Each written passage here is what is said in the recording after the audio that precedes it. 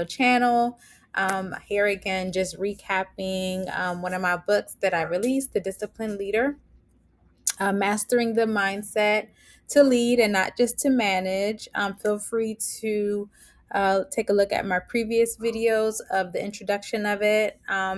Just here to give you guys a few brief snippets and pinpoints from the book that hopefully you guys can find helpful in your leadership and management skills. For those of you guys who are new to this channel, I'm Jennifer Penn. Previous manager, right now talent acquisition specialist, and I actually do interviews to match the candidates to the best fit for the company of the positions that they're applying for. I have a pretty good rate as far as making sure those candidates are onboarding.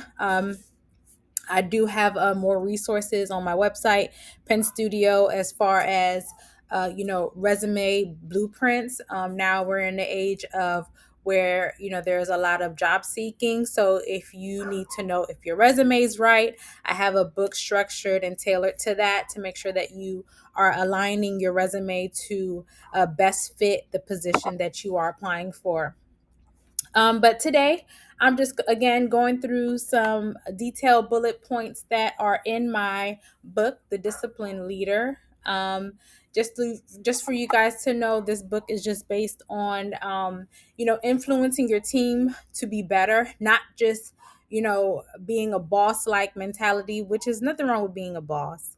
But as far as you wanting to gain the respect and the proper influence to make sure that your team runs properly, I suggest that you get this book that kind of demonstrate some examples for you guys to better lead your team, where your influences can actually benefit you in the long run, and actually make these people that you're leading better themselves.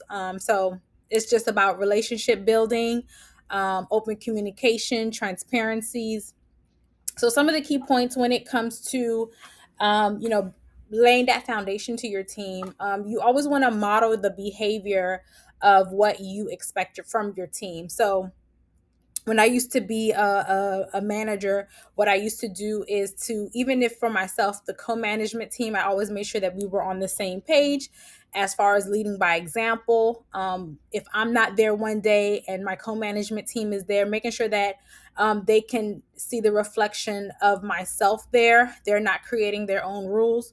So making sure that you are implementing that in your own management team, as far as how to lead by example, because again, respect comes when you give it, and if you want it back, you got to kind of show it first. So always lead by example.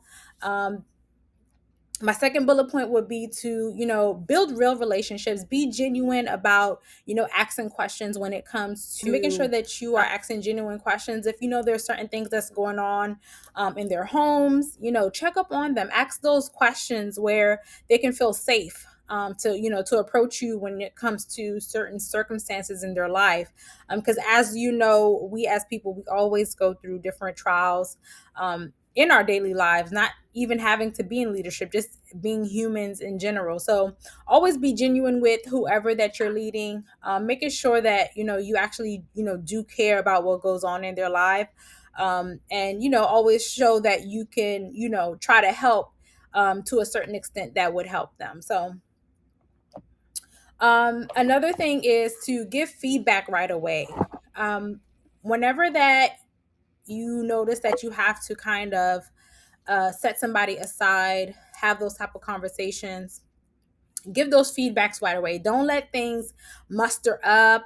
Don't let behaviors continue. And then let's say from the third or fourth time, if you notice that this person is doing a certain behavior that, doesn't reflect the company, doesn't reflect who they should be. One example on how to give that feedback right away is the feedback sandwich. I'm sure probably some of you guys heard of it. You give a positive feedback, and then you line it up with something that you can see that they do better. And then again, you reassure them with the positive feedback. That is a great way to kind to lay that foundation where they're easy to digest the corrective criticism.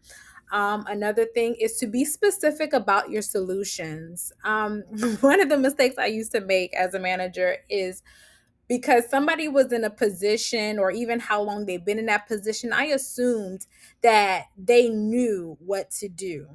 And I was wrong so many times. So whenever you're trying to give somebody some corrective feedback, I always like, hey, for example, when this occurs, you can do it this way. Or, if that happens, this is how I would do it. And then kind of line it up with the reasons why that would work out. Because if you do it this way, it's most likely things will turn out this way. Yeah, it sounds a little like, elementary if you have it, but again, assumption. We can never go by assumption based on somebody's position in their job, in what they do, even as a student.